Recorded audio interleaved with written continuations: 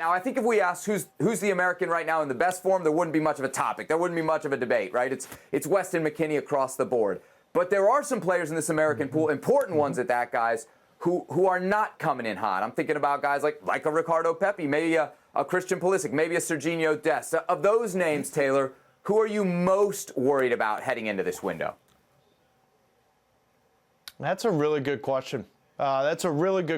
Because I look at the lack of true depth in the fullback position, and everyone's going to say they've got depth, but at that high end, Sergiño Dest, when he's playing at his level, he gives you a different element.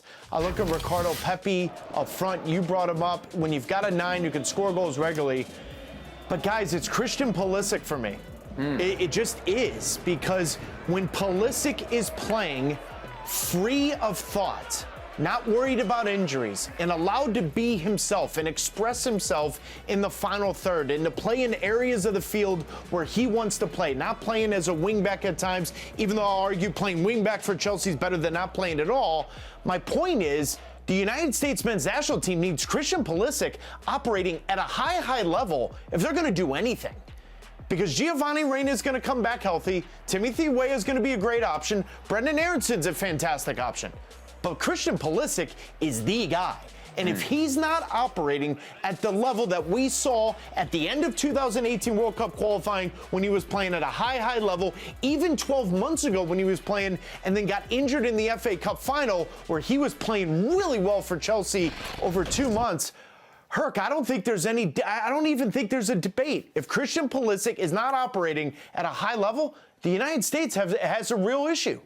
Yeah, I'll concede about the U.S. having an issue if Christian Pulisic's not operating at a high level. I don't know if his form heading into this is really an issue. He's played over 800, almost 900 minutes in 15-plus games in the last 2 months. So maybe him not playing last game, getting a break, is a bit of, a relief to me. I'm more worried about his health because he's not proven to be durable. But heading into this window, I'd have to go with a player like Sergiño Dest. Like, that's who form really worries me because, Taylor, you just touched on this. When he's in his optimal form, nobody can touch him in that defensive line. He's the best fullback you have. He's so dangerous on the wings. He's so dangerous incorporating himself into the attack.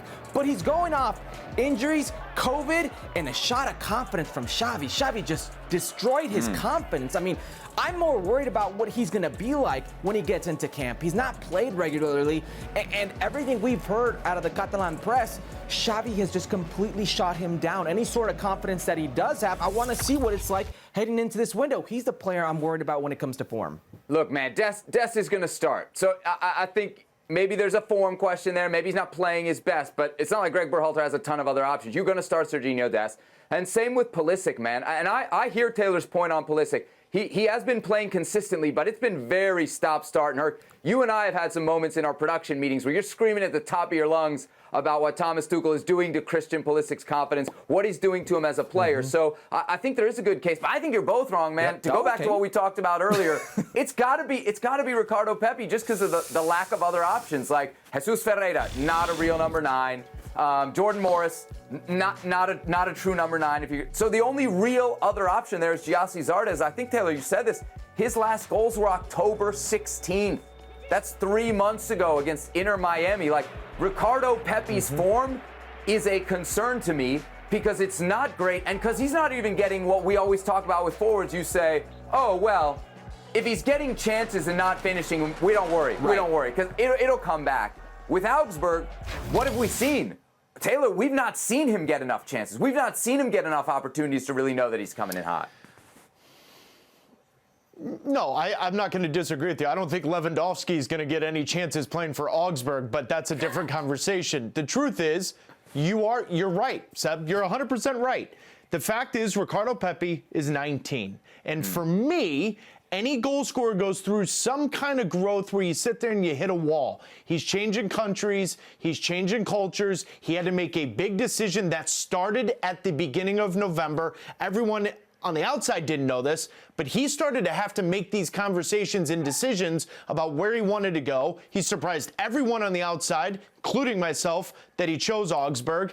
So I look at that and say, yeah, But I lean more towards Dest if you guys are asking me between Dest and Pepi, because Dest is going to be playing in cold weather. His confidence is shot. He hates to defend. Now, in saying that, El Salvador and Honduras, more often than not, you're going to have possession, so that works in Dest's favor. But he really doesn't want to defend, and so he's got a real confidence issue. Now, he's the kind of player, all truth be told, that could show up and score a banger from 25 yards and look at everyone and be like, put the fingers up and say, shoot, I've got this under control. He's also the other one that could lose his mark, and El Salvador is up 1-0, 15 minutes into the game in Columbus, and everybody's looking around going, why'd you play him? There is a wild card factor there with Dest, with his form being in question. I will be brief. Dest, his worst game in a U.S. uniform, first game against El Salvador in El Salvador where he played left back. He was physically outmatched. Yeah, it was. When it comes to Pepi, confidence is key, and you know this, Taylor. As a 9, I'm very interested because he's a very confident kid on how that will be tested in this window.